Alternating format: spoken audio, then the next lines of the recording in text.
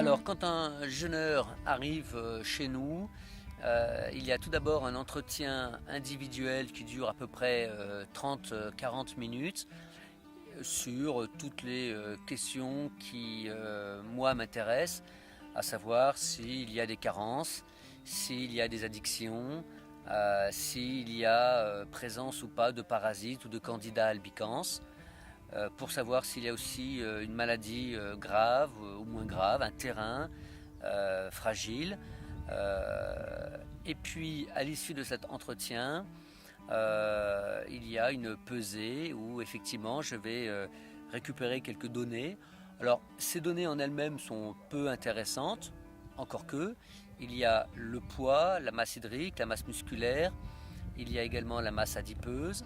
Ce qui est intéressant en fait, c'est l'écart entre les données prises lors de l'arrivée de la personne et juste avant de passer à ce qu'on appelle la sortie du jeûne.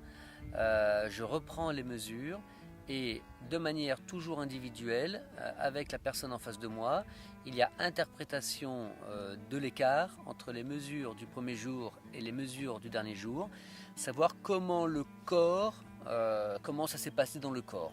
Est-ce que le corps a pu se taper dans la masse hydrique ou dans la masse musculaire ou dans la masse adipeuse? En général, en fait, c'est une comparaison relative des trois taux. On a le taux de la masse de graisse, de la masse d'eau, de la masse musculaire, et on a une comparaison relative des trois taux. Et évidemment, d'une personne à l'autre, les résultats sont différents. Et c'est très intéressant parce que pour une même personne, deux stages ne se ressemblent pas. Deux stages sont bien souvent différents.